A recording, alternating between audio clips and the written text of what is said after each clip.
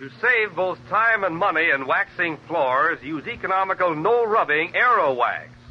Just apply it, and in 6 to 9 minutes it dries itself to a hard, lustrous finish that saves countless scrubbings. Makes dingy floors shine like new. Yet Aero Wax costs only 25 cents a pint. Try Aero Wax, AEROWAX, tomorrow.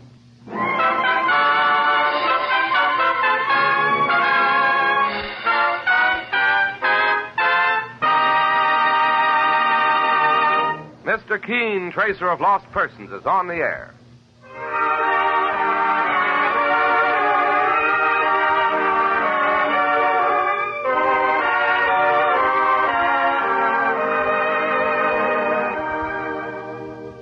Ladies and gentlemen, the makers of Colonos toothpaste present Mr. Keen, Tracer of Lost Persons, one of the most famous characters of American fiction in one of radio's most thrilling dramas. Tonight and every Thursday night from 7:30 to 8 Eastern Wartime, the famous old investigator will take from his files and bring to us one of his most celebrated missing persons cases.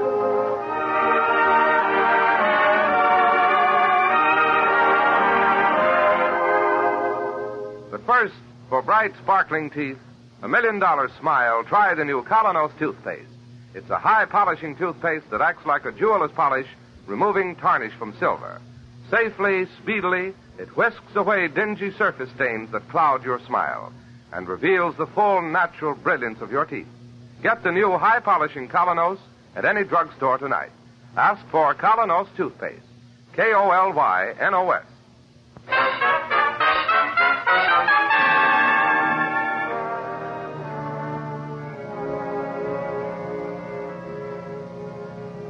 And now for Mr. Keen and the case of the boy who used big words. Our story opens in the reception room of Mr. Keen's office as Miss Ellis talks with an unusual visitor, Jimmy Harmon, who's only 12 but wears horn-rimmed glasses and a very serious manner. Young man, you say you want to see Mr. Keen at once. Yes, ma'am, I've got to. Well, he's a very busy man. I know, but the nature of my business is very imperative. Important, you mean? Imperative. Such big words. What's your name? James V. Harmon, Jr. And what's yours, if I may ask? You may, and it's Miss Ellis. I like you, Miss Ellis. You have a trustworthy face. Now, Jimmy, you wouldn't be trying to get around me. Oh, please, Miss Ellis. I've heard so much about Mr. Keen, and I know he's the only man who can help me. Help you with what? Well, that's very confidential. Well, he's talking at the moment with his assistant, Mike Clancy, but I'll see what we can do. Oh. Come along, Jimmy. Thank you, Miss Ellis. Oh, Mr. Keen. Yes, Miss Ellis? This young man, Jimmy Harmon, insists upon seeing you. Good morning, Jimmy. Good morning, Mr. Keen. I'm afraid I'm rather busy. I know, but he says the nature of his business is very imperative. Imperative? What in tarnation is that? Hush, Mike. Come over, Jimmy. Sit down. Mr. Keen, you're a gentleman. Thank you. Yeah, guess you won't be needing me.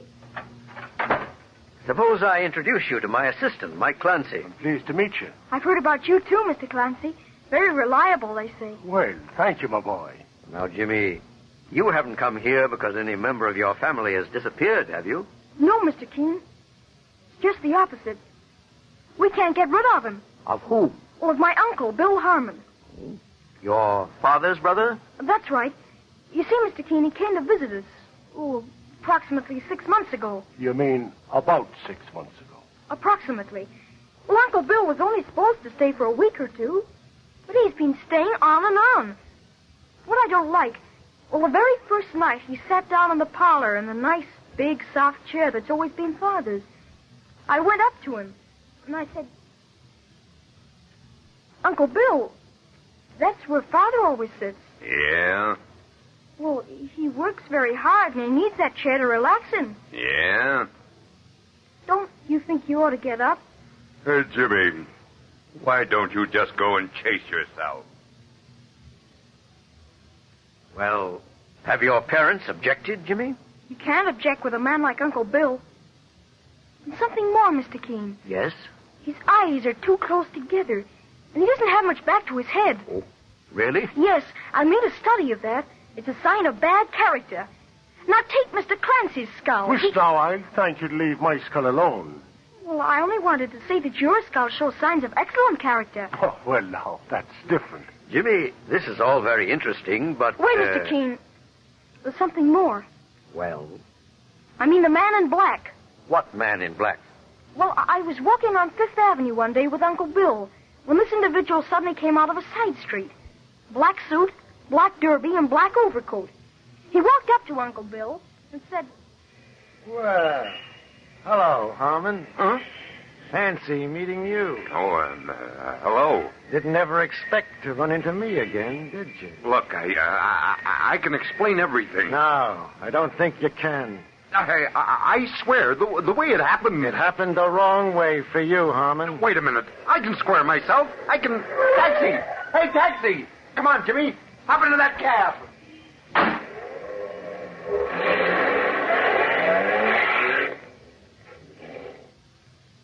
And so your uncle suddenly ran away from this man in black, eh? Yes, Mr. Keene. And now, I have a feeling that something terrible is going to happen. You've got to help me get Uncle Bill out of our house. Jimmy, did your parents know you were coming here to see me? Well, no, sir, I didn't tell them. I'm afraid I don't really have any right to interfere. But this is a dangerous situation, Mr. Keene. Well, the kid's been to too many movies, boss. Mr. Clancy, I resent that remark. I may be only 12 years old, but I'm not a child. Oh, sure. Well, Mr. Keene? Jimmy, much as I understand your dislike for your Uncle Bill, I'm afraid this is a matter for your parents to handle. But, Mr. Keene... I hope you'll drop in again someday when I have a little more time. Will you do that? All right, Mr. Keene. But I know something is going to happen. Something terrible.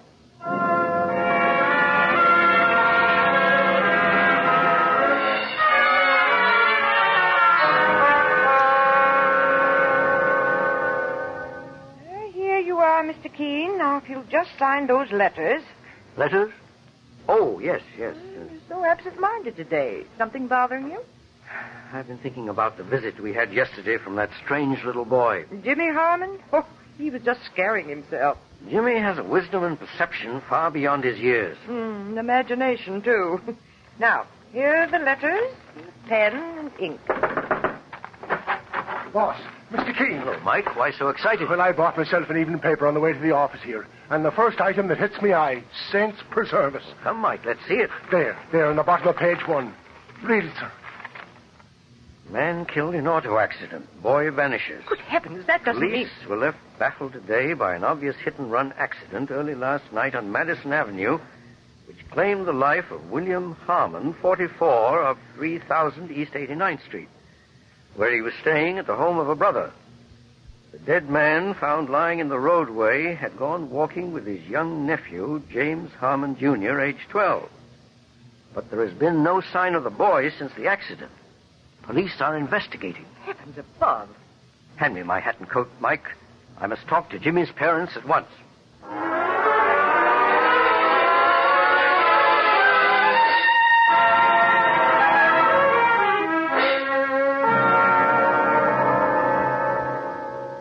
Oh, yes, Mr. Keene. We knew Jimmy admired you, but we didn't know he'd been to see you. He didn't tell you, Mrs. Harmon? No, Mr. Keene. He always used to say that if anybody ever disappeared, you'd be sure to find him. Well, Mr. Harmon, more than ever, I hope I can justify Jimmy's faith in me. He's a splendid boy. So serious and so good. A sweet little owl. The way I blame myself for this, as I've told you, Jimmy had certain premonitions. Well, I don't know that had anything to do with it. We talked to Lieutenant Walker. Of the Missing Persons Bureau? Yes. He's an old friend of mine. What was his theory? Just a hit-and-run case. And he thinks that maybe Jimmy became unnerved at the sight of blood and ran away. Or else We hate to think of it. Or else that Jimmy was also hurt and the driver maybe took him to some hospital and left him there. What do you think, Mr. Keene? I need more facts.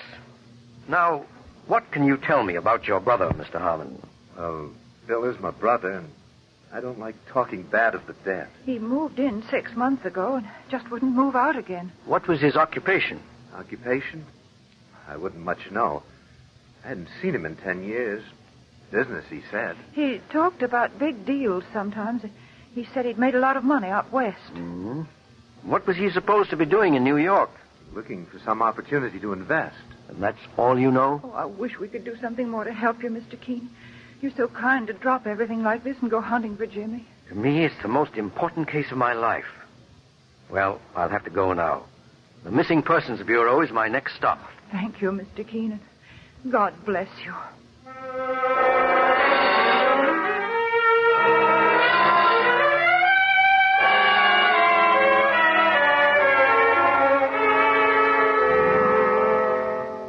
See, Lieutenant Walker, it just happened the boy came to my office yesterday to tell me that strange story. Well, I certainly appreciate the tip, Mr. Keene. It makes it more than just a hit-and-run accident. I'm very much afraid so. You don't mind my stepping into the case, Lieutenant? No, glad to have you. About the boy, I presume you're in touch with all the hospitals? Yes, it's still possible he was also hurt. The driver was soft-hearted enough to want to get him to a doctor. Yes. There weren't any witnesses to the accident or whatever it was? No one. No, excuse me. Lieutenant Walker speaking.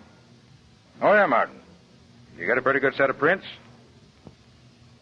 What's that? I'll be darned. Yeah. Well, thanks anyhow. Bad news, Lieutenant? Funny news, Mr. Keene. There was a man at the morgue. Jeepers, there are 2 billion people in the world, and they all got fingerprints. Now, just when it would help to know... This man has no fingerprints? Not a trace. You mean his fingertips have been mutilated? Yep, the old gag. All 10 fingers badly burned and healed over with scars. Yes, that is news. Yeah, clear as day. He was an old mobster. Did it deliberately to cover up his record. Well, maybe he did once have an accident. No. No, he belonged to a mob. One way or another, we're up against a stone wall. Even his own brother knows nothing about him. Well, Mr. Keene, only one thing left to do. Stand out a nationwide alarm for the kid Jimmy. So, if you'll excuse me now... I'm running along anyhow. No fingerprints. Who was he, anyhow? What was he hiding?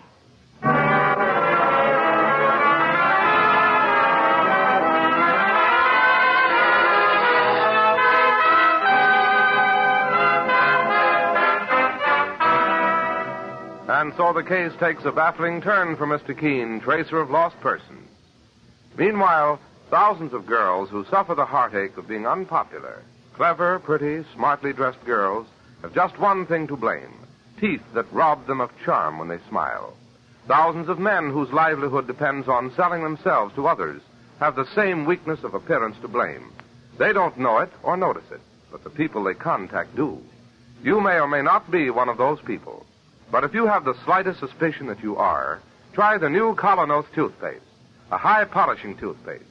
You'll find Colonos helps remove those dingy, unattractive surface stains from your teeth, brings out all the natural luster and brilliance that adds so much to your smile. Start using the new Colonos tonight. Remember, it's a high-polishing toothpaste. You can get Colonos, K-O-L-Y-N-O-S, Colonos toothpaste at any drugstore. Now back to Mr. Keene as he returns once more to the home of Jimmy's parents. See, Mr. Harmon, Mrs. Harmon, the one important thing right now is to get back in the dead man's past. Well, I've shown you every blessed thing that was in his room, Mr. Keene. Not one single paper there to give us a lead. One moment. Do you recall anybody who may have phoned him regularly? Well, now, come to think of it. Yes, Mrs. Harmon? The one person I ever knew, Bill, to have anything to do with, it was last week. Mr. Benson phoned him here 2 or 3 times. Benson? Any idea who he was? No. Or where he might be reached? See, I remember once that Bill wasn't in, and Mr. Benson left a message where to call him back. Where? Try to remember. It may be very important. A hotel it was. It's a funny name, like that man in England. What man? Lord somebody. He has to do with rationing. It was the only way I remembered. Oh, Wilton? That's it. The Hotel Woolton.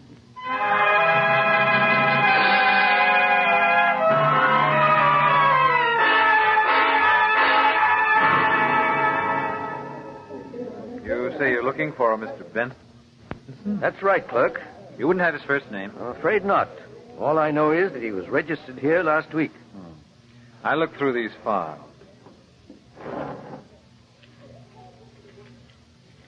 Yes, we had a Harley Benson. Good. Is he still in the hotel? No, checked out yesterday. Yesterday. All the bad luck. Did he leave any home address with you? Just Chicago.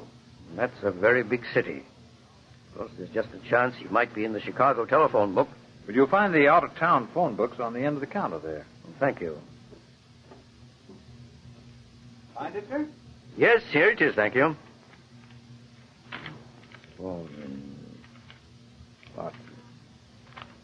Benson. Any luck, sir? No, Harley Benson. I rather imagine he wouldn't be in the phone book anyhow. Well, sir, if there's anything more I can do, I'll Yes, there is. You keep records, of course, of all long-distance phone calls for your guests? Oh, yes. Would you mind showing me Benson's? To explain my right to ask, my name is Keene. I'm a tracer of lost persons. I'm now looking for a 12-year-old boy, Jimmy Harmon, who has disappeared. Oh, yes, I read all about it in the papers. Let me see. The bill file's right here, Mr. Keene. Yes. Here's Benson. He made several calls. Did he call Chicago? Yes, sir. 3 times. His only long-distance call. And the number he phoned? Here you are, sir. The same all 3 times. Thank you, clerk. That's all I need to know.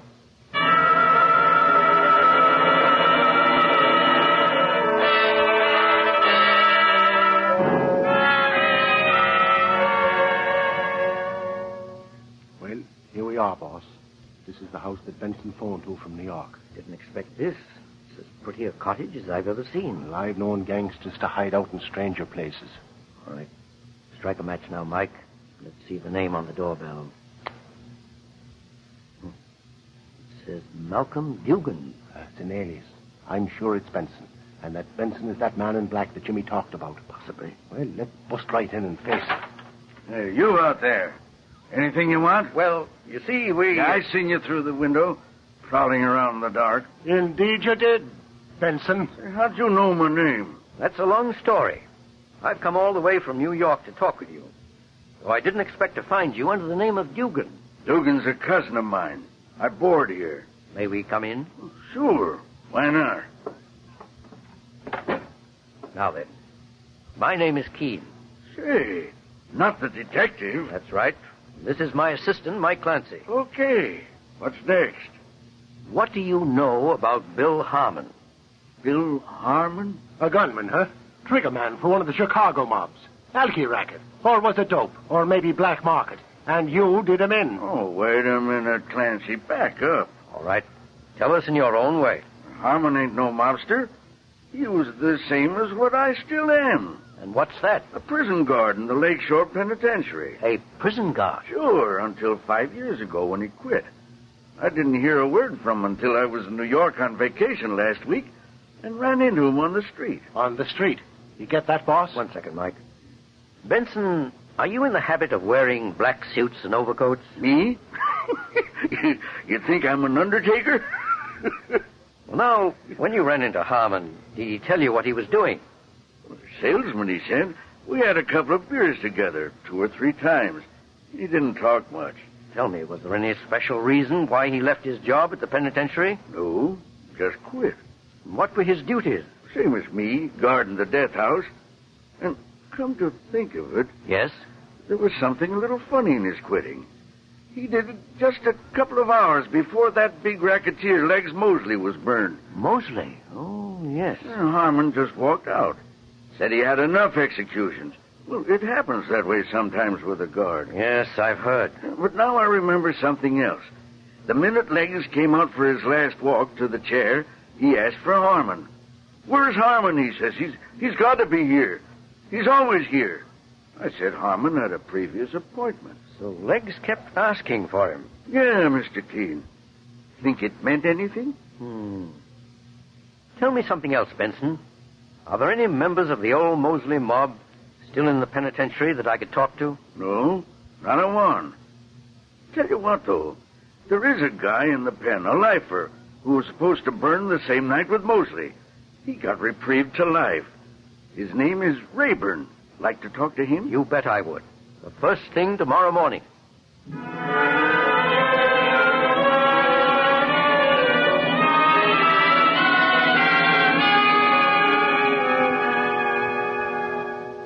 Rayburn, I gather you're no gangster. No, Mr. Kane.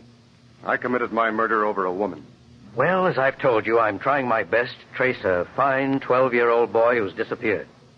Somehow the trail leads right here to the penitentiary. How do you mean? It's too long a story to tell right now. There's only one question I want to ask. Yes, sir? Why did Bill Harmon suddenly quit his job as a guard in the death house a few hours before Mosley's execution? Well, you see... And why didn't Harmon have the nerve to go into the death chamber that night to see him executed? Mr. Kane, I don't want to get anybody in trouble. Don't worry about that. Harmon is dead. The question now is to try to save the life of an innocent boy. Well, why did Harmon quit? Well, because he welched on a bargain. Welched? How? Well, while Legs Mosley was waiting to burn, some of his gang reached Bill Harmon and made a proposition. They would pay him $20,000 if he would help spring Legs from the death house. The brains of the plan was a fellow called Blackie. Blackie? Well, they called him that because he always dressed in black. Blackie Westlake. Yes, go right on. Well, the way I got the story, Harmon agreed. But he wanted some of the money in advance. So they gave him $10,000, and he would get the rest after Legs was over the wall and free. I knew all about it because they were going to let me walk out the same time. But Harmon never carried out his crooked bargain. No, Mr. King. Talk of crooks out crooking each other. He took the $10,000 and beat it. Legs died in the chair. I got a reprieve. But that's ancient history, isn't it? Yes, ancient history that suddenly came back to life. Thank you, Rayburn.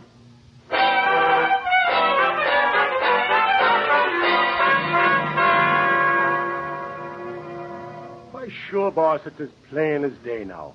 Blackie Westlake and the other members of the old mob killed Harmon for revenge. Yes, and abducted Jimmy because he had once seen Blackie before and was in a position to identify him to the police. Right. Now the next step. We phoned Lieutenant Walker in New York and asked him to send out an alarm. For every member of the old Mosley mob? No, Mike. Just for Blackie Westlake. And why just for Blackie? To start a civil war. Boss, I don't get it. You know the old saying, when thieves fall out, honest men get their due? Mike, that's the only way of getting Jimmy safely out of the hands of those gangsters. Oh, psychology stuff. Right. Let's phone Walker now and then get back to New York.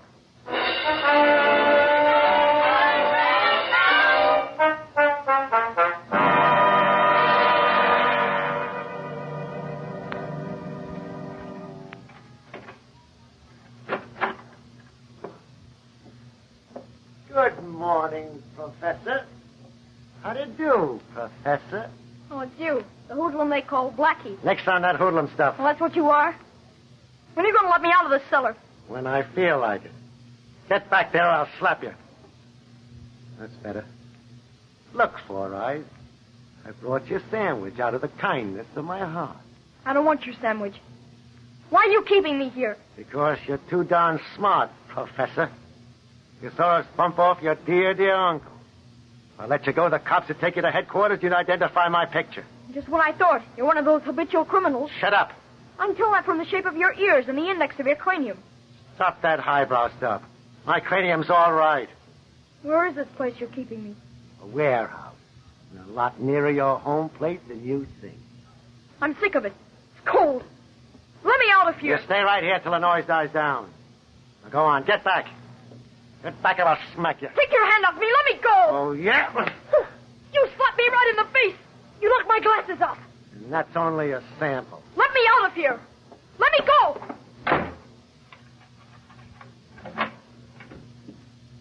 Little wise guy. Hey, Blackie! Blackie! Yeah, Montana?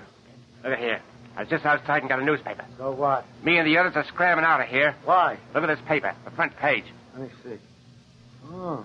Blackie Westlake hunted in murder and abduction. That means you. I thought I was covered up the whole way. You ain't, but we are. Now, wait a minute, You're Montana. hot, Blackie, hot as fire. The whole town's looking for you. So the rest of us is taking the car and scrambling. Because we're still in the clear. You're not walking out on me. You're staying right here. If we burn together. Not in your life, Blackie. Okay, maybe this'll teach you. Oh, you rat! Larry, French, come quick! Oh, so you want to shoot it out, huh?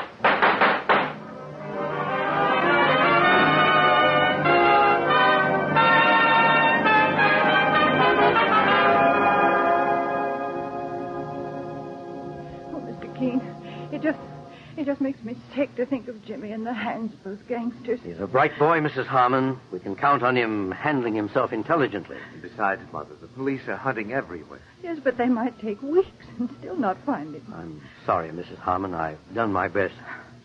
Now it's only a question of letting nature take its course. Nature? But, Mr. Keene, those men are killers. That's exactly what I'm counting on. You see... Oh, the door. Now go and see. Just remain calm, Mother. Hello, everybody. Jimmy. Oh, Jimmy. Oh, Jimmy. Thank God you're back again. Jimmy, my Hello, darling. Mother. Hello, Dad. Oh, darling, did those men hurt you? Are you all right? We're just a little hungry. Relax, everybody. Oh, Jimmy, we were just about crazy with worry. Where were you? In a warehouse in Brooklyn. Well, how did you ever get away from there? In a police car. Thanks to Mr. Keene. I guess you'd like to know what happened, Mr. Keene. Yes, Jimmy, I certainly would. Well, just about an hour ago, I was locked in the cellar. But I heard an argument start. The rest of the gang wanted to run away without Blackie. Suddenly, they were shooting all over the place. When the police came a little later, they were all dead or dying. Like the Kilkenny cats. Good heavens. You see, Mr. Keene, they didn't have much loyalty to each other. Yes, Jimmy, that's exactly what I was counting on. Mr. Keene, Lieutenant Walker told me how you did it while he was driving me back. Psychology, that's what you call it. Whatever it was, Mr. Keene, you saved Jimmy's life. How can we ever thank you? My own happiness is reward enough. Mr. Keene, there was something I wish to request of you. Yes. What's that? Well, when I go up, may I have a position in your organization? Well, Jimmy, I never had a higher compliment from anybody. Of course you may.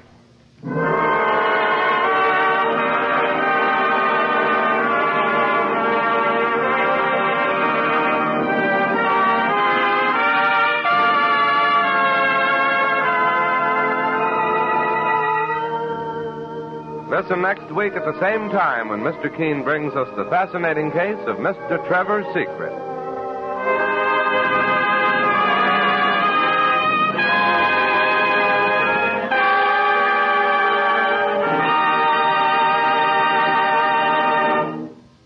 Today, the girl or woman who wants to be popular knows that one of her most important assets is a charming smile and teeth that sparkle and gleam.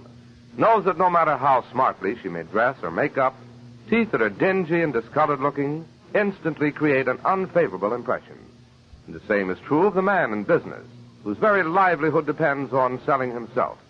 He knows how quickly discolored looking teeth can bring failure. That's why today thousands of smart and successful men and women are changing to the new Colonos, high-polishing toothpaste. So for your own sake, try the new Colonos toothpaste yourself. It works like a jeweler's polish on tarnished silver.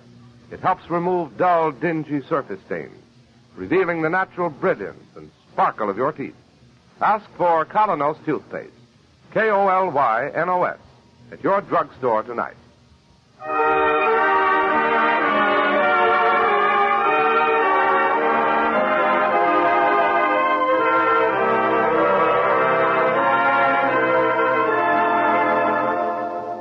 You've been listening to Mr. Keene, Tracer of Lost Persons.